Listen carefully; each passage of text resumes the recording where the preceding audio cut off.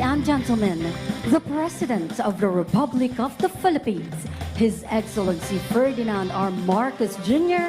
and the First Lady Luis Araneta Marcos.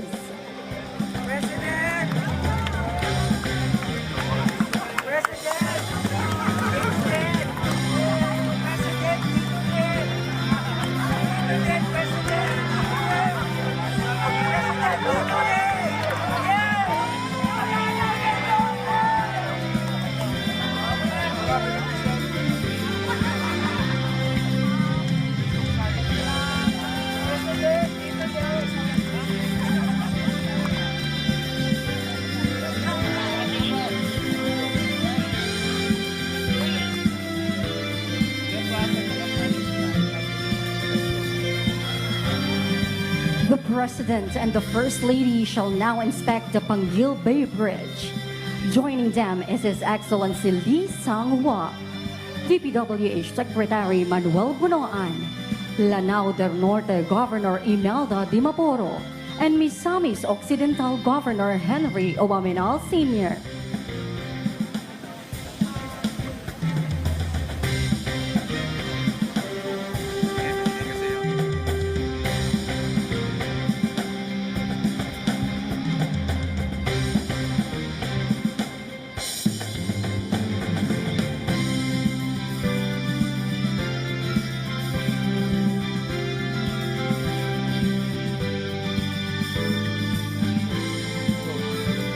The first couple is being accompanied by the beneficiaries from various sectors of the provinces of Lanao del Norte and Misamis Occidental, who were grateful by the realization of this project.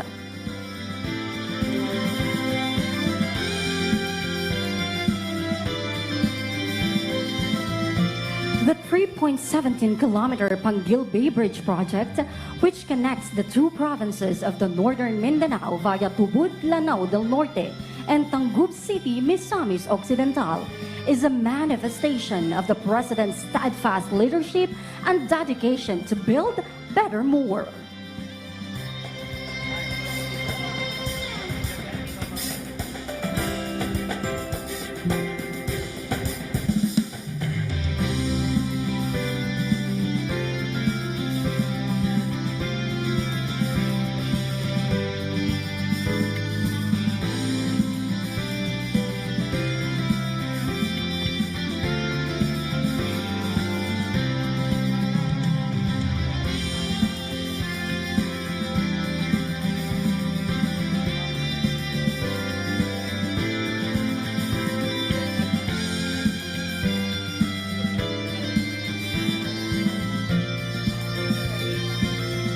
The Panguil Bay Bridge project has showcased the long-standing friendship and partnership of the Philippines and the Republic of Korea, gearing for more advanced infrastructure and development programs.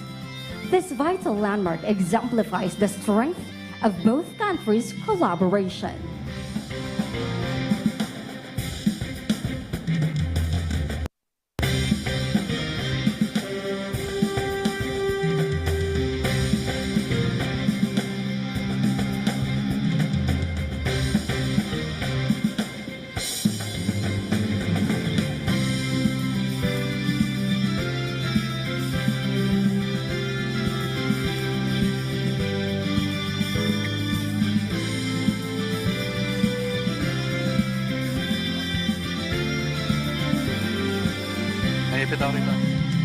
Ladies and gentlemen, the President of the Republic of the Philippines, His Excellency Ferdinand R. Marcos Jr. and the First Lady. And now, we will start the ribbon-cutting ceremony to be led by the President and the First Lady, together with the DPWH Secretary Manuel Bunoan and Korean Ambassador Lee Sang-hwa. Ready, Mr. President? At the count of 3. 1, 2, and 3. Let us give them a round of applause. At this point, may we again request the President and the First Lady, together with the DPWH Secretary Bunoan and Korean Ambassador Lee Sang-hwa, to lead the unveiling of the project marker.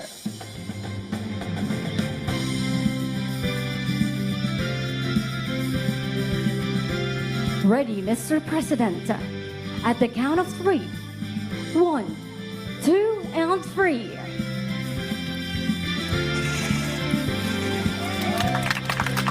The marker reads as follows. Pangil Bay Bridge Project, inaugurated by His Excellency Ferdinand R. Marcos Jr., President of the Republic of the Philippines. Thank you, Mr. President.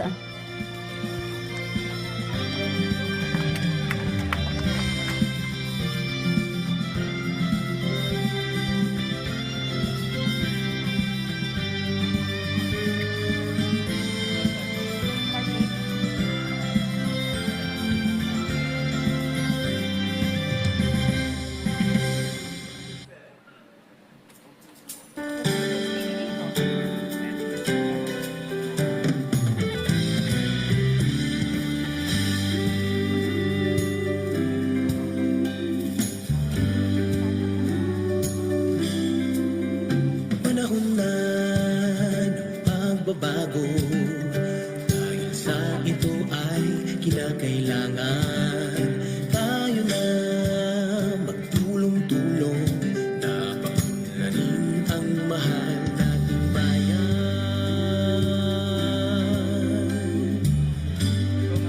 Once again, ladies and gentlemen, the President of the Republic of the Philippines, His Excellency Ferdinand R. Marcos Jr.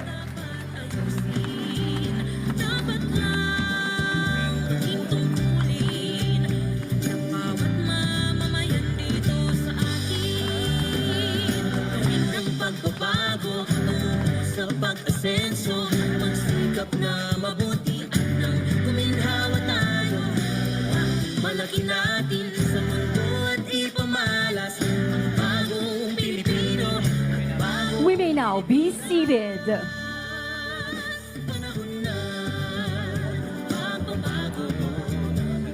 Kitigin natin ang sariling atin at tama lang ugaliin. Maayong buntag kaninyong tanan, and welcome to the inauguration of the Pangil Bay Bridge Project. To formally begin our program, may we call on Misamis Occidental Governor Henry Owaminal Sr. for his welcome remarks.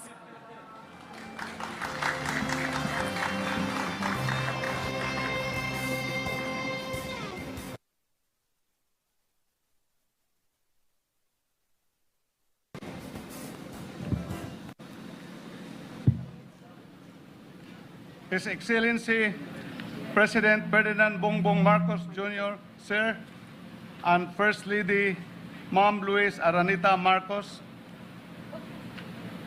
national and local officials of Lanao del Norte, represented here by Governor Anging de Mapuro, the local and national officials of Misamis Occidental. We have heard the two Congressman Ando Waminal and Jason Almonte, other guests, beneficiaries, officials, ladies and gentlemen, good morning. What we once thought impossible today becomes our reality. This quote is a perfect description of today's celebration of the greatest milestone we achieved, not only for Misamis Occidental and Lanao del Norte, but for the entire region of Mindanao, because today we are not only unveiling and inaugurating the structure of the long-awaited Pangil Bay Bridge, but we are also opening new doors of opportunity and progress. Today's event signifies that dreams do come true and that vision can become a reality if there is hard work and collaboration among the stakeholders concerned and strong support of the national leadership. Thank you, President Ferdinand Marcos Jr., Sir, for your exemplary support. Allow me to give a brief historical background of this Pangelby Bridge. This project has long been the dream and aspiration of our forefathers from Misamis Occidental and Lanao del Norte since the early 1970s, and is a product of persistent efforts of previous and present leaders who pursued for the realization of the project. I remember my former colleagues in Congress, former Congressman Governor Bobby Dimapuro there, and Congresswoman and now Governor Imelda Anging Dimapuro, during our previous conversations this year, that the concept of this Pangelby Bridge is started way back at the time of their parents, and they continued what has been started by them in consultation with the former leaders of Misamis Occidental. It was in 2024-2007 that such aspiration was given attention by the national government under the administration of former President Gloria Macapagal Arroyo through the collaborated efforts of our former Governor Leo Campos, who at the time was the President of the League of Provinces of the Philippines.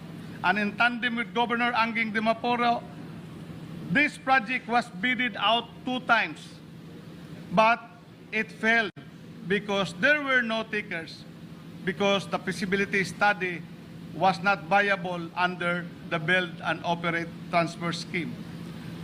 After 2007, we did not hear anymore about this project. And I recall, during my first term as board member in the province, there was a statement of former President Arroyo. Since the project was not viable, suportahan at i-strengthen na lang yung RoRo transportation services in order to serve the commuters from Misamis Occidental to Lanao del Norte and vice versa. In 2013, when this representation was the congressman of the 2nd District, I, together with Congresswoman Anging Dimapuro, we exerted joint efforts in revisiting the project. And in one of our committee hearings with the Mindanao Affairs Committee, we sponsored a resolution endorsing the Pangelby Bridge, appealing the support of the National Economic and Development Authority, the Secretaries of the Department of Public Works and Highways, Department of Finance, and Department of Budget and Management to secure funding for the project, ensuring its allocation that would commence on 2015 up to 2017 on a multi-year basis. So that during my first 100 days in Congress, I reported to the people of the 2nd District of Misamis Occidental through my State of the District address, informing them that we have given preferential attention and exerted efforts to materialize the Pangelby Bridge project in collaboration with then Congresswoman and now my partner Governor of Lanao del Norte. This development, we forecasted that this would materialize on 2015. We continued to work out for the project, and in one of the congressional committee hearings, we summoned the Secretary of the Department of Public Works, then Secretary Singson, asking him on the update of the projects and the feasibility study. And then he responded that it was forwarded to the NIDA because the project cost more than 1 billion pesos. As a follow-through of our efforts, we invited the late former President Noynoy Aquino to Tangub City, here in Misamis Occidental in September 2015, so that he can personally inspect the site and see for himself the necessity of the bridge as part of our efforts to fast-track the implementation of the project. We were glad that he was impressed the way we efficiently make use of the government funds that we brought into the province for our infrastructure projects, because we were able to properly utilize and account the funds up to the last centavo. While we were excited for the impending materialization of the project, we were informed again by the former Secretary of the DPWH that what was approved by the NIDA, the source of funds was GAA, and the project is of foreign technology. And under our laws, foreign contractors cannot participate in government biddings for local funding projects. Again and again, we took the pain of talking to the former president that the NIDA approval should be amended and that the source of funds will now be ODA. and this was properly amended. And this development has given us high hopes that the project would finalize be postro. And it did, because the NEA board has amended the approval of the project and changing the fund source from GAA to ODA. We thank the invaluable support of the Republic of Korea, represented here by His Excellency Ambassador Ling Xianghua, and the Korean Export-Import Bank with its Director General Chu in Q for the funding of the project that led to the signing of the loan agreement between the Republic of Korea and the Republic of the Philippines on April 28, 2016. Today, as we inaugurate the Panggil-B Bridge, it is an honor to stand witness to our powerful testament to the tireless efforts of our government under the leadership of His Excellency President Bongbong Marcos, whose unwavering commitment to uplifting the socio-economic welfare of Filipinos is transformative and palpable, which is the President's brand of governance and leadership under the Bagong Pilipinas campaign. We sincerely thank you, Mr. President, that the project was fully implemented and completed during your tenure. Thank you, Mr. President, for supporting and expediting the implementation of the project within 27 months in your administration. The completion of the project will surely contribute to the attainment of our provincial vision of misamisnon magpuyong malinaon, malambuon, o malipayon. Misamisnon living peacefully, progressively, and happily.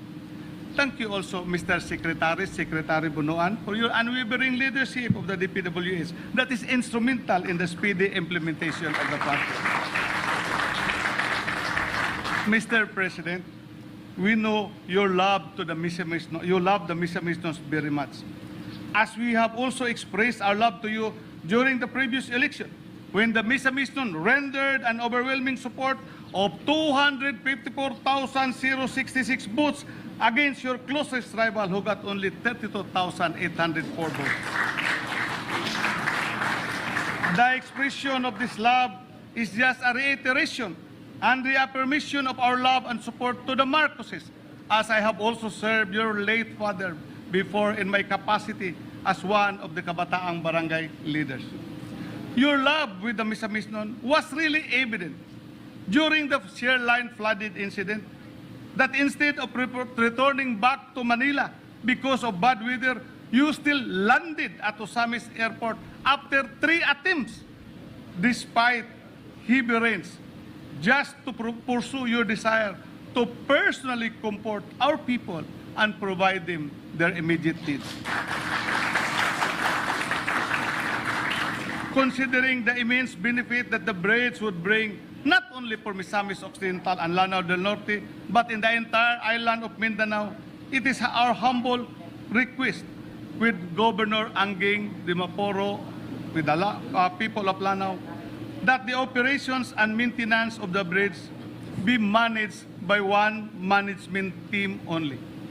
The people of Misamis Occidental, together with Governor Dimaporo and the people of Lanao del Norte, will request for your executive intercession for the creation of Panggil-B Bridge Management Council, BBBM Council, to be composed of the governors of the 2 provinces as chairman and the regional director of the DPWH, PNP, DNR, LTO, and the local chief executives of Tangub City and the municipality of Tubod as members.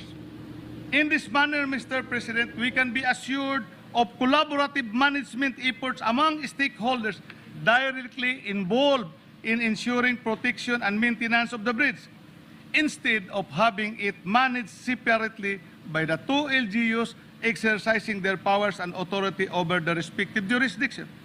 We have submitted our request to DPWH on this matter. And once again, thank you, Mr. President, for your support and love for Misamis Occidental.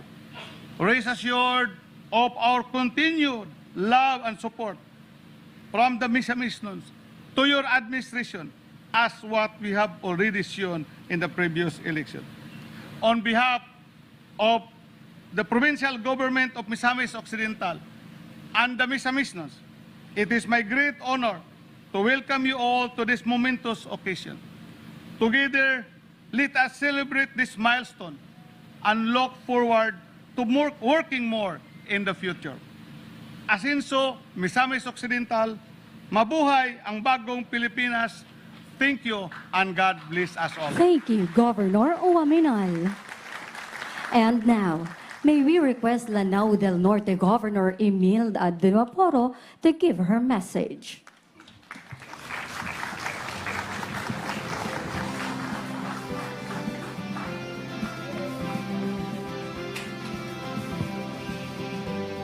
Your Excellency, President Ferdinand Bongbong Marcos Jr.,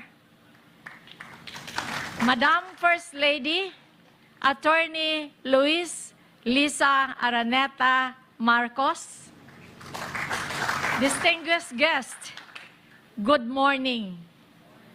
Isa pong napakalaking karangalan para sa akin bilang gobernador ng lalawigan ng Lanao del Norte na baging bahagi ng inaugurasyon ng ating matagal na pangarap, ang Panguil Bay Bridge.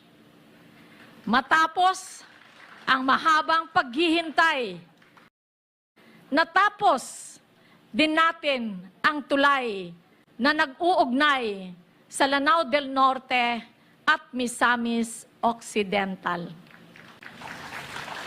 The project is the realization of a long-held aspiration of my father, the late Governor Arsenio Arcelo Quebranza, and the late Mayor Alfonso Tan of Tangub City. However, the initial steps began through the dedicated efforts of then Governor Abdullah Dimacuta Dimaporo, who availed of the loan from the Japanese International Cooperation Agency, or JICA, through MDFO to fund a feasibility study for constructing a bridge that would connect Lanao del Norte and Misamis Occidental. A bridge that would connect Lanao del Norte and Misamis Occidental, which is the comprehensive feasibility study not only laid the foundation for the project's development, but also marked a pivotal moment in our more than 3-decade quest to transform this bridge to reality. The completion of the Panguil Bay Bridge represents a significant milestone as it enhances connectivity between the provinces of Lanao del Norte and Misamis Occidental. Sa papamagitan po ng tulay na ito, mas uunlad po ang ating mga negosyo, agrikultura, edukasyon, turismo, kalusugan, investment opportunities at iba pa. Ang dating mahabang oras po at mataas na pagpila sa ating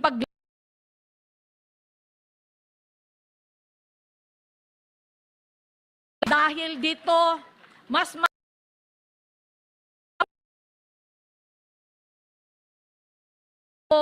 maiaangat.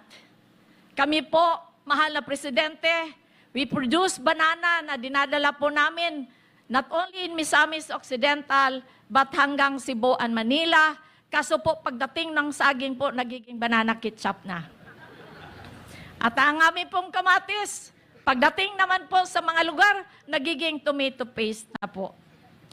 Kaya mas madali na rin po para sa ating mga mag-aaral at guro sa pagpunta sa kanilang mga paaralan.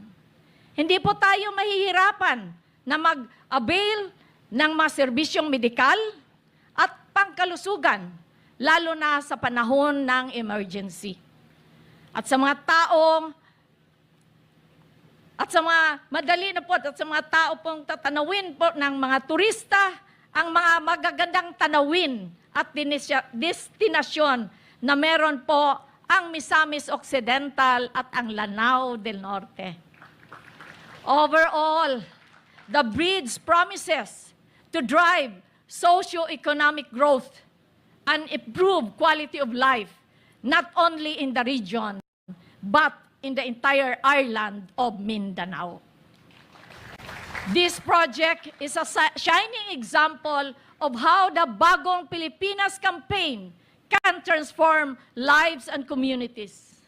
For me, the Bagong Pilipinas campaign is not just about infrastructure.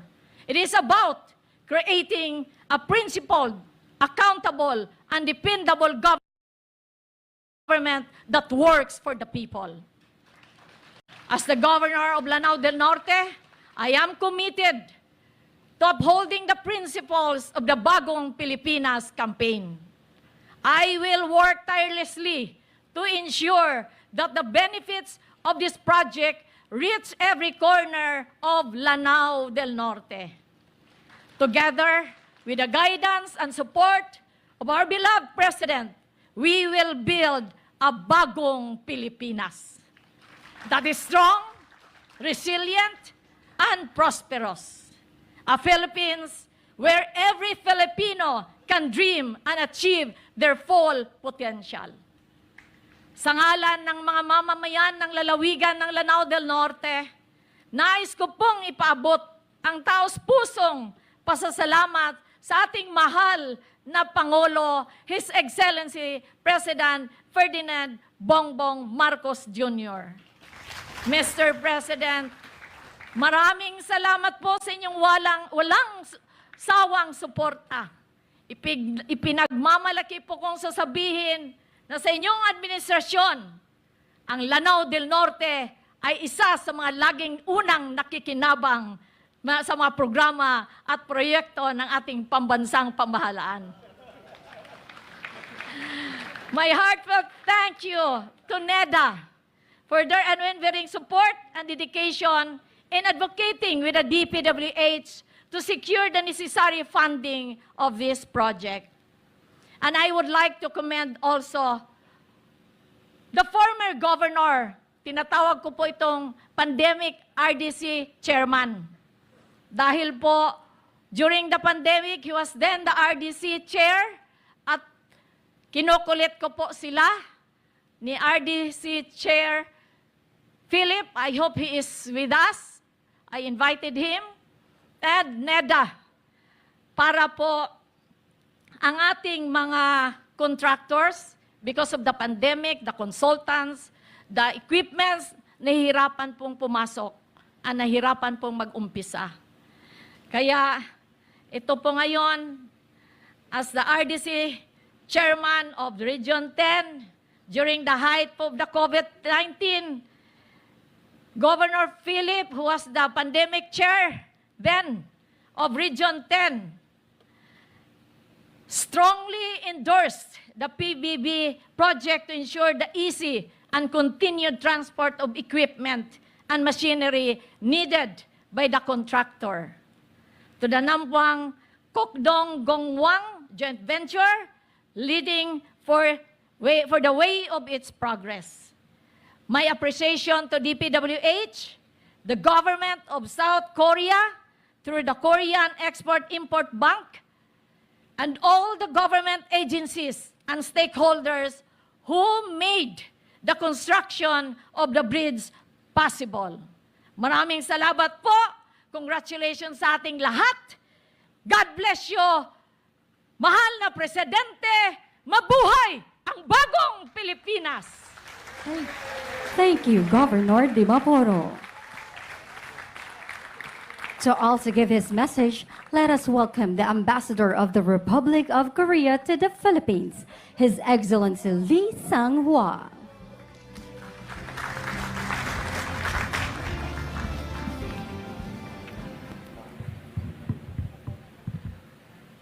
Morning, mayong buntag. His Excellency Ferdinand R. Marcos Jr., President of the Republic of the Philippines, and Madam First Lady. In fact, what a pleasant surprise. We have a graceful First Lady. Don't you agree? Honorable Manuel M. Bonoan, Secretary of DPWH, Honorable Gilberto Teodoro, Secretary of National Defense, Honorable Carlito Jr., Presidential Advisor on Peace, Reconciliation, and Unity, Honorable Henry S. Oaminal, Governor of Misamis Occidental, Honorable Imelda Q. Dimapo, Governor Lanao Norte, Mr. Gyu, Director General, Korea Export-Import Bank, distinguished guests, ladies and gentlemen. It is an honor to join you today for this historic event. The opening of the Pangilbay Bridge is a powerful symbol of progress and a testament to the enduring partnership between and the Philippines. We are not only opening a bridge to the public, we are witnessing the beginning of new connections that will significantly impact the lives of people and affect communities. During my first visit to Mindanao in March, I was captivated by the region's immense potential. With its vast lands, rich with resources, stunning landscapes, and a hardworking and resilient population ready to harness these gifts. However, the key missing element was connectivity. This bridge, now standing tall over the bay, provides the critical link between the people and resources of Misamis Occidental, Lanao del Norte, and beyond. While it may simply be a piece of infrastructure, it is also a bridge of opportunity, progress, and peace. In his State of the Nation address last July, President Marcos emphasized the importance of connectivity in Mindanao, specifically mentioning the Pangilbay Bridge as one of the two major spans to be opened. That day is today. The completion of this project exemplifies the success of the Build Better More program and demonstrates the government's unwavering commitment to the development of Mindanao. The Pangilbay Bridge promises to transform the region as it cuts travel time between Dangup City and Tubot from over 2 hours to just 7 minutes. It is expected to create a ripple effect, boosting local economies by enabling faster trade, smoother commutes, and stronger connections among communities, families, and friends. Truly an infrastructure triumph, as well as victory for the people. Martin Luther King Jr. once said, "Let us build bridges rather than barriers." While he spoke of a social unity, the sentiment resonates deeply with the work behind this bridge. Bridges, whether made of steel, concrete, or trust, overcome divides and open pathways to unity and progress. The Pangilbay Bridge stands not only as physical structure, but as a symbol of courage and cooperation, bridging both distance and dreams. Beyond its role in boosting economic growth, this bridge is set to play a pivotal part in advancing the peace process in Mindanao, a critical milestone as the Bangsamoro Autonomous Region in Muslim Mindanao elections approach next year. Today's event coincides with another auspicious ceremony in Manila, signing of a memorandum of cooperation among COICA, USAID, and JICA. This is an initiative aimed at improving basic health services in the BAM. Together, they are poised to further enrich the Mindanao peace process. Korea's contribution to this effort is a shining example of its commitment to the humanitarian, development, peace, HDP nexus. In this context, I'd like to acknowledge the presence of Secretary Teodoro and Secretary Galvez Jr., who have done an excellent job, thereby contributing to the peace process. In a broader scheme of things, today's event represents the lasting partnership between the Philippines and Korea. As we continue to celebrate 75 years of diplomatic relations, this milestone reinforces the shared political will to elevate our cooperation across all sectors. The Pangil Bay Bridge, funded through our Korea's Economic Development Corporation Fund in the amount of 7.4 billion peso loan agreement, highlights our mutual commitment to sustainable growth and development. In fact, this is the third occasion I have the privilege of traveling together with President Marcos to attend key infrastructure projects in 3 months.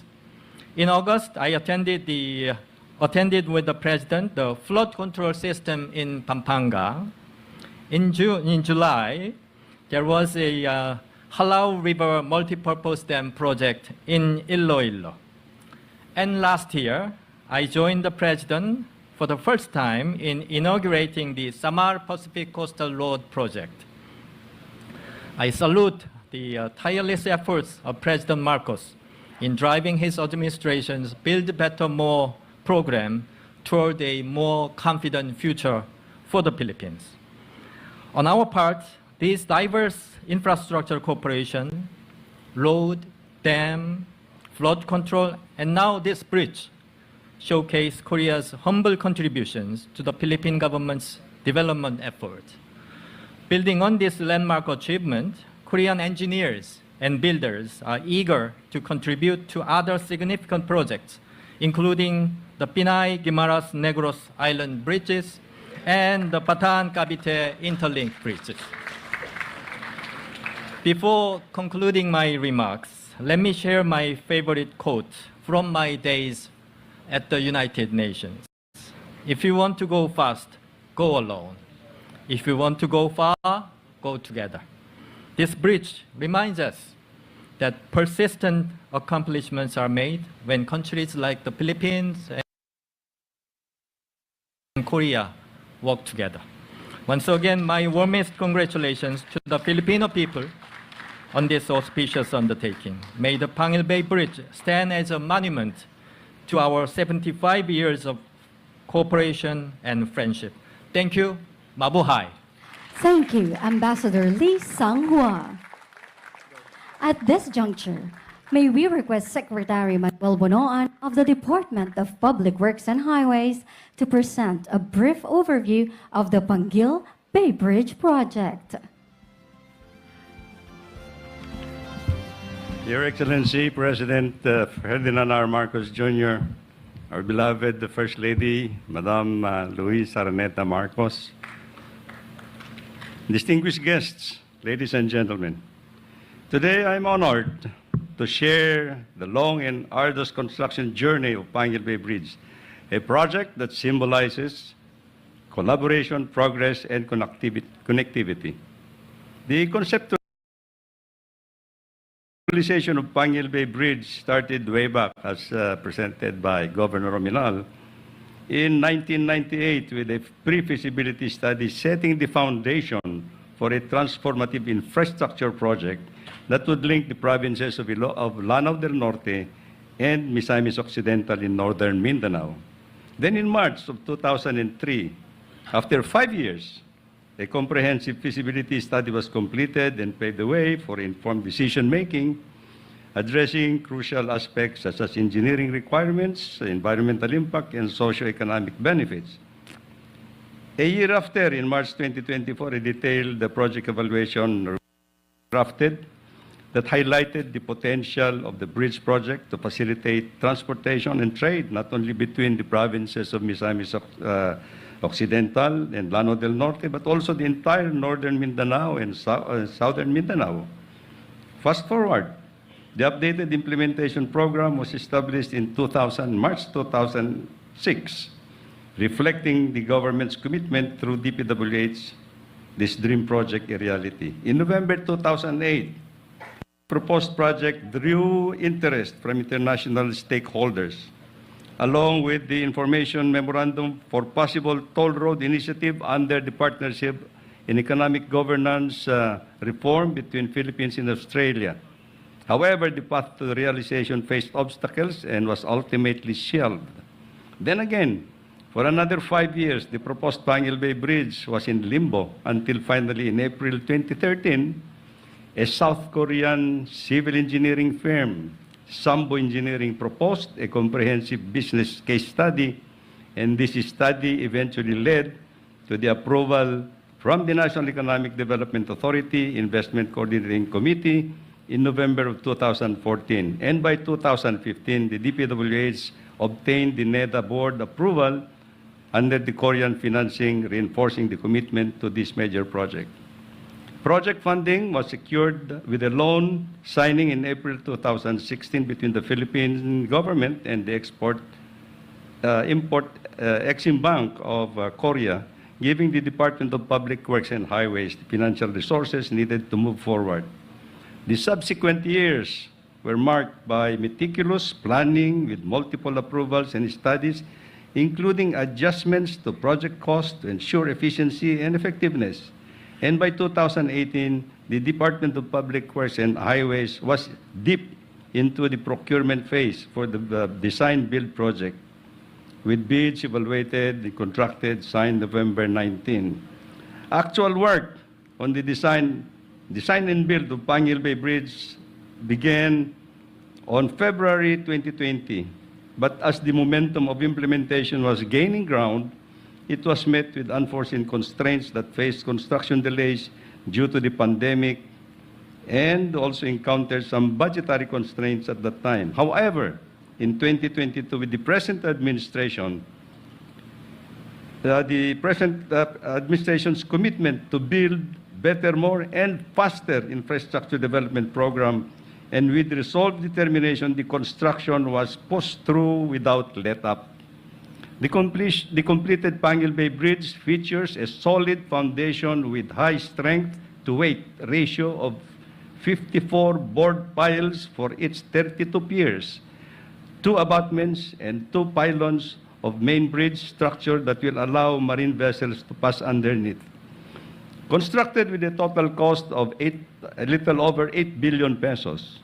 The project used advanced Korean bridge technology. This included reverse circulation drilling on barges to create boreholes 30 to 70 meters deep, 43-meter diameter board piles. Thick permanent steel casings were launched using revolving crane barges and vibro pile hammers. Additionally, 2 land and sea-based batching plants supplied ready-mix concrete for faster project implementation. With a total length of 3,170 meters, the project includes a 360-meter approach road leading to a 1,220-meter approach bridge on the Tangub side, alongside with a 569-meter approach road connecting to a 900-meter approach bridge on the Tubod side. Both approaches were built using pre-stressed concrete box girders through the state-of-the-art incremental launching method technology. At the heart of the project is the Extra Dos main bridge, featuring 320-meter central span, supported by 2 pylons standing 20 meters tall. Each pylon is anchored by 6 cable stays, providing structural support and aesthetic appeal. The main bridge was constructed using free cantilever method. To ensure regular maintenance and structural integrity, 2 observatory bays are positioned on each side of the pylons. The lighting system includes 120 lamps and advanced features to improve visibility and ensure safer nighttime travel. Over the past 4 administrations, we have embarked on this remarkable journey. Today, under the leadership of President Ferdinand R. Marcos, our efforts have successfully led to the completion of this vital infrastructure, which is now ready to unveil.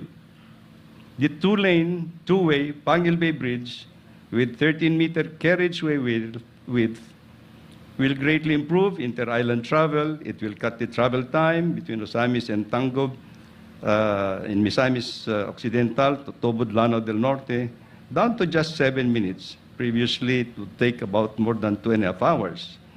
Mr. President, the realization of Pangil Bay Bridge project was indeed a collaborative effort through your leadership and vision of a Bagong Pilipinas.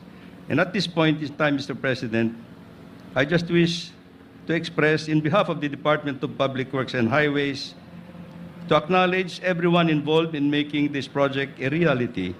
Our partners from the government of Korea and the Korean Export-Import Bank for their funding support, the Korean consultants and contractors, and their local partners for their expertise, the Department of Public Works and Highways Unified Project Management Office for implementing this major project, the local government units of Lanao del Norte and Misamis Occidental, and all those who have one way or the other contributed to what we now see, finally, the Pangil Bay Bridge. At this point, ladies and gentlemen, please direct your attention to the monitor for a brief preview of Pangil Bay Bridge project.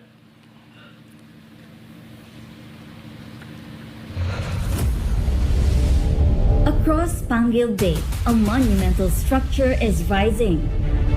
An inter-island bridge that represents a critical turning point in the infrastructure development of northern Mindanao. This is the Pangil Bay Bridge project of the Department of Public Works and Highways. Spanning a total of 3.17 kilometers, the two-lane Pangil Bay Bridge is at present the longest sea-crossing bridge in Mindanao and one of the most significant infrastructure projects in the country. This infrastructure flagship project will establish direct connectivity between Tangub City and Misamis Occidental and the municipality of Tubod in Lanao del Norte. It consists of a cable-stayed main bridge with a central span of 320 lineal meters, a 1,920 lineal meter approach viaduct supported by pre-stressed concrete box girder, and a 929 lineal meter approach road. This state-of-the-art bridge, anchored by two concrete pylons, is designed to withstand the challenging weather and maritime conditions of Pangil Bay. This ensures maximum stability, safety, and durability for the benefit of generations to come. This engineering feat is a multi-billion peso investment with financial support by official development assistance from the Korean Export-Import Bank through the Economic Development Cooperation Fund. At present, travel between Tubod, Lanao del Norte, and Tangub City, Misamis Occidental requires a 2-hour journey via roll-on roll-off ferry service. With the bridge structure, travel time will be reduced to just 7-minute drive, ensuring a more efficient and unhampered access to goods and services, education,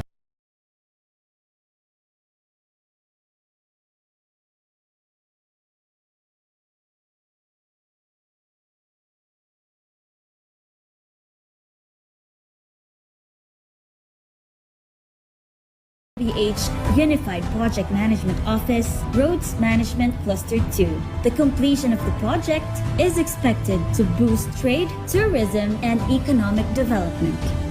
Pangil Bay Bridge is poised to be a catalyst for progress, a game changer not only for the people of Misamis Occidental and Lanao del Norte, but for the entire Mindanao.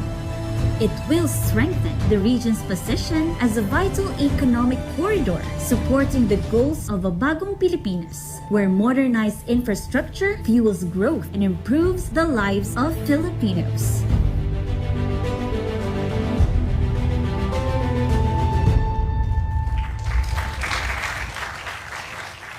Ladies and gentlemen, the President of the Republic of the Philippines, His Excellency Ferdinand R. Marcos Jr.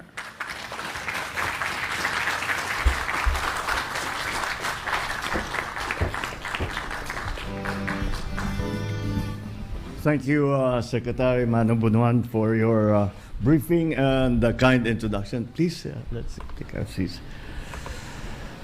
The Ambassador of the Republic of Korea to the Republic of the Philippines, His Excellency Lee Sang-hwa.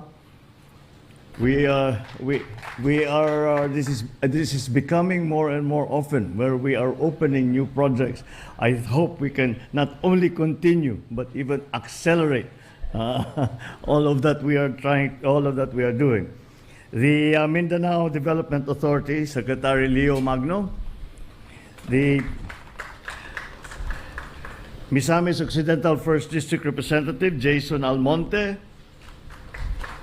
Misamis 2nd District Representative Sancho Fernando Ando Oaminal,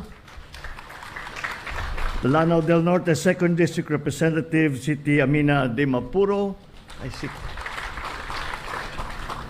Well, we have heard from the provincial governor of Misamis Occidental, Henry Oaminal,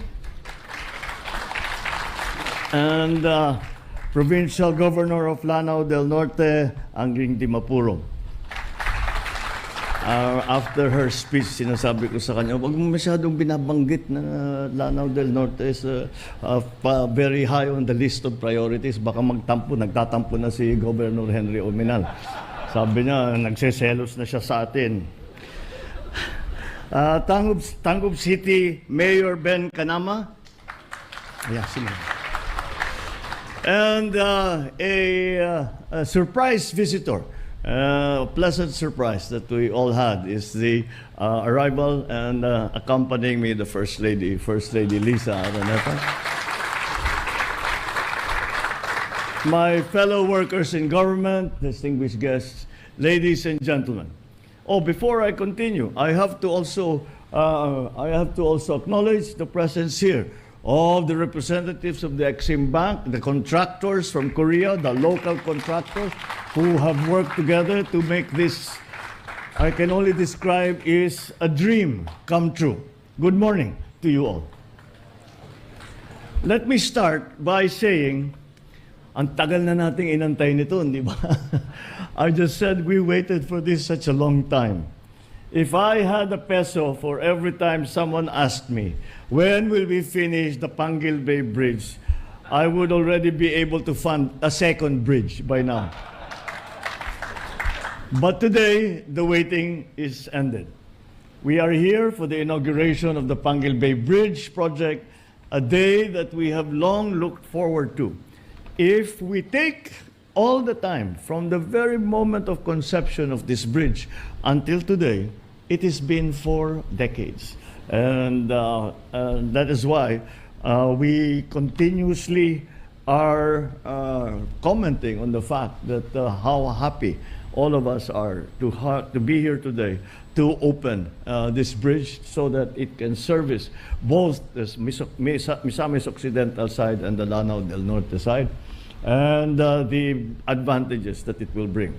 Years of planning, months of hard work, countless hurdles, and now we stand before the realization of one of the infrastructure flagship projects of this administration.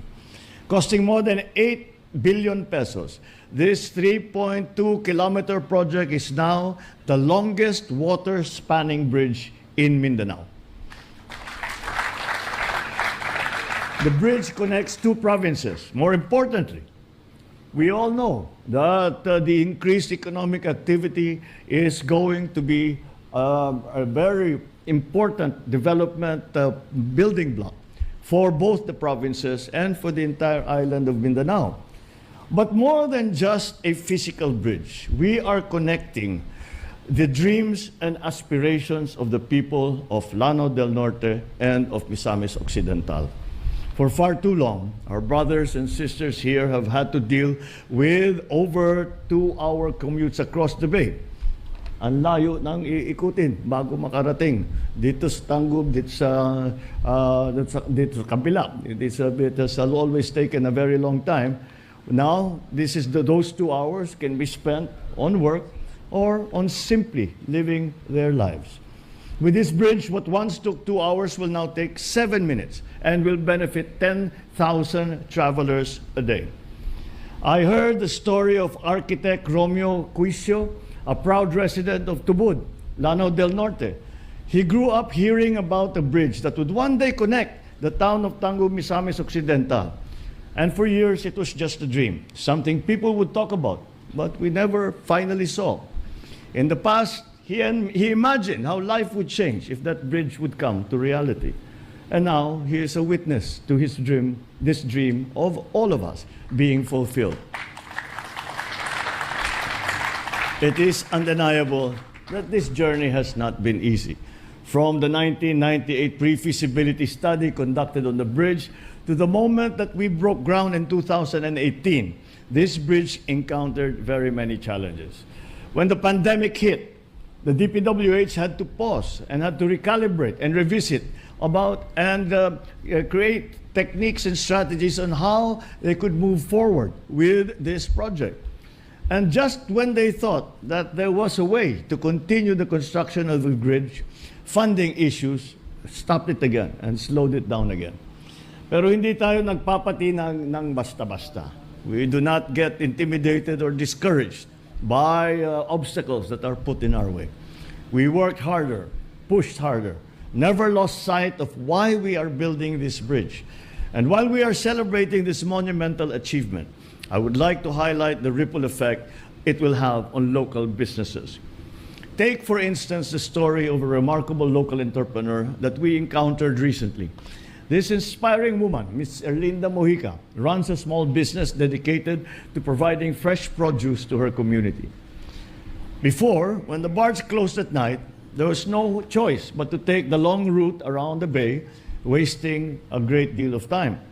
Now, they can transport their goods whenever they need, no time lost, according to their own schedules. Imagine the frustration. Fresh produce ready to go. But her dreams were held hostage by prolonged delays.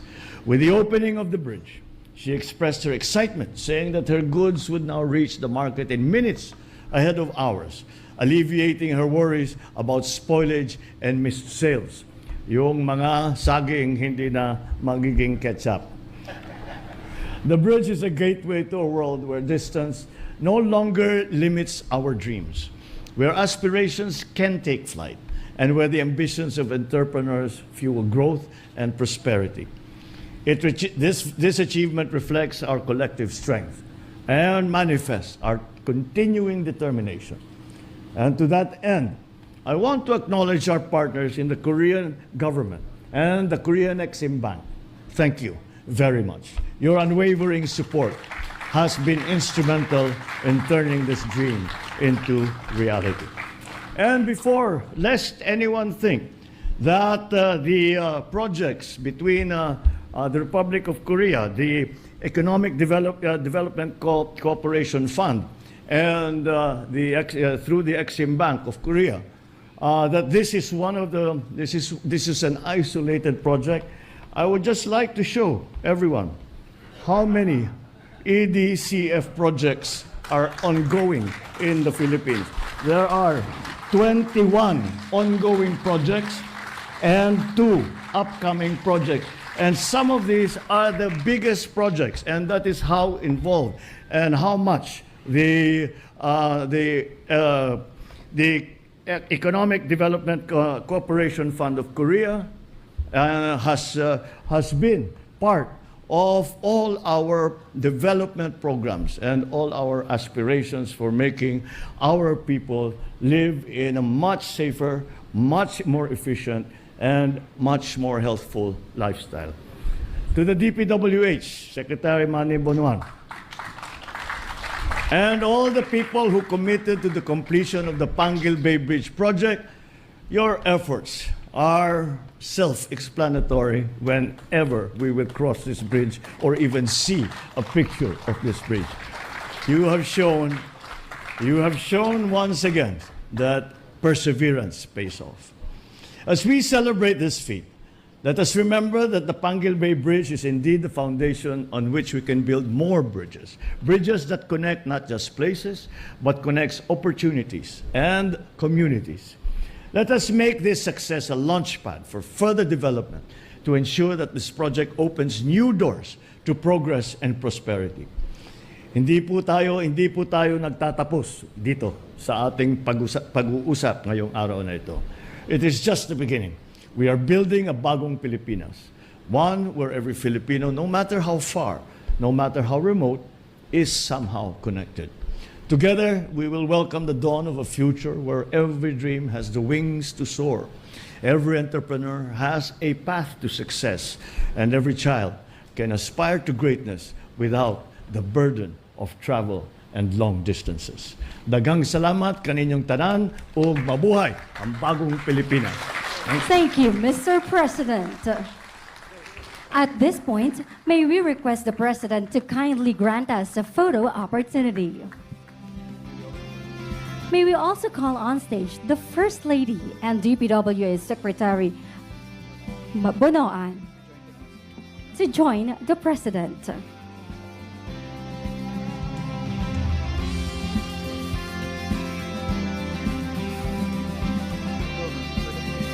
For the first set, may we call the DPWH officials and personnel.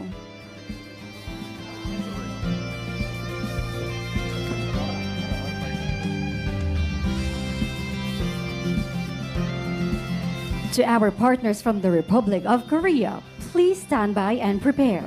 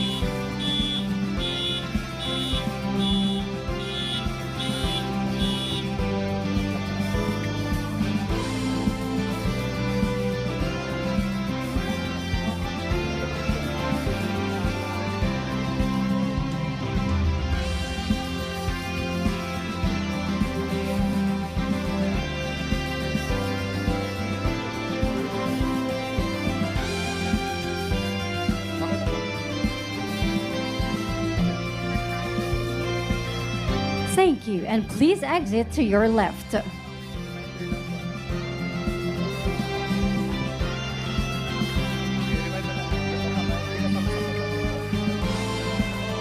May we remind all of our members here in front to kindly settle down.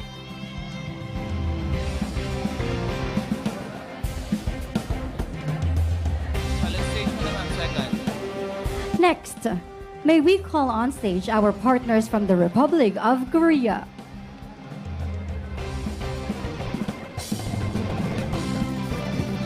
Local government officials of Misamis Occidental, please stand by.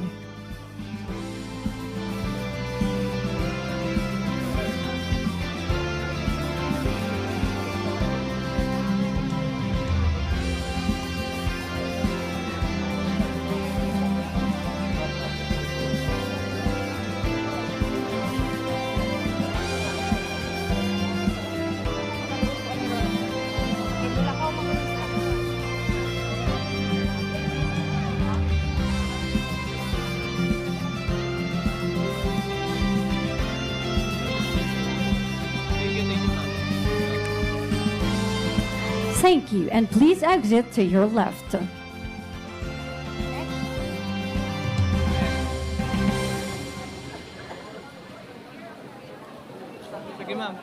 Next, may we call Governor Henry O. Mamanal Sr. and government officials of Misamis Occidental.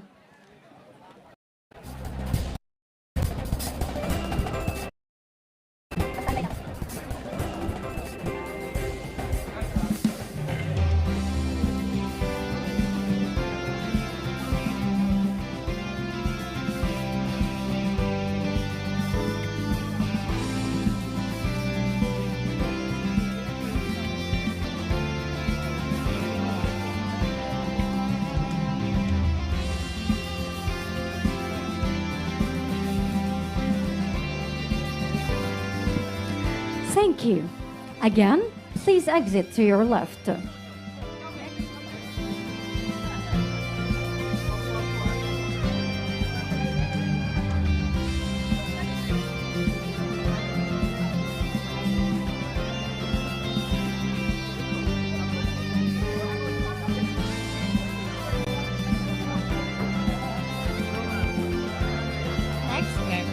Next, may we call on Governor Imelda Dimaporo and local government officials of Lanao del Norte.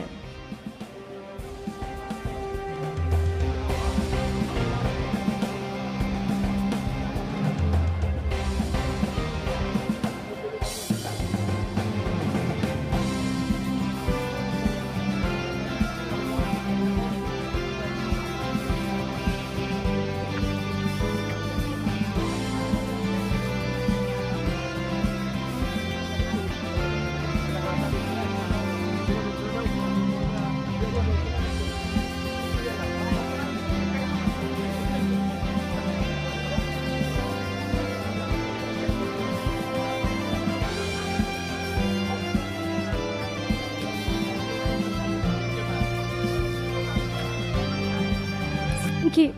And please exit to your left. Once again, thank you very much, and please exit to your left.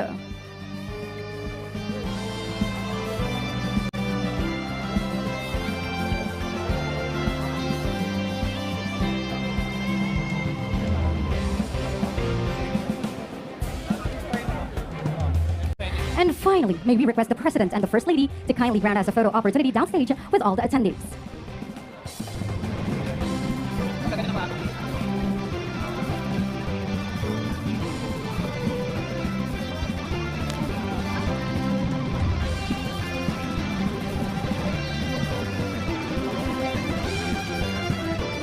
May we encourage everyone to kindly stand for the group photo opportunity.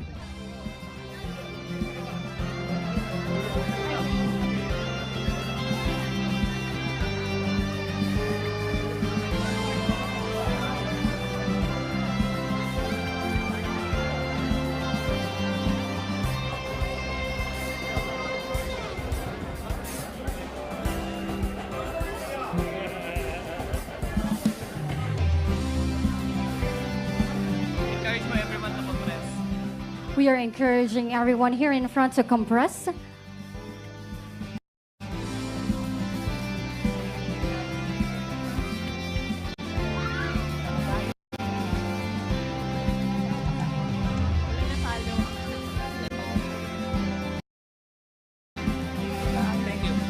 Thank you, everyone.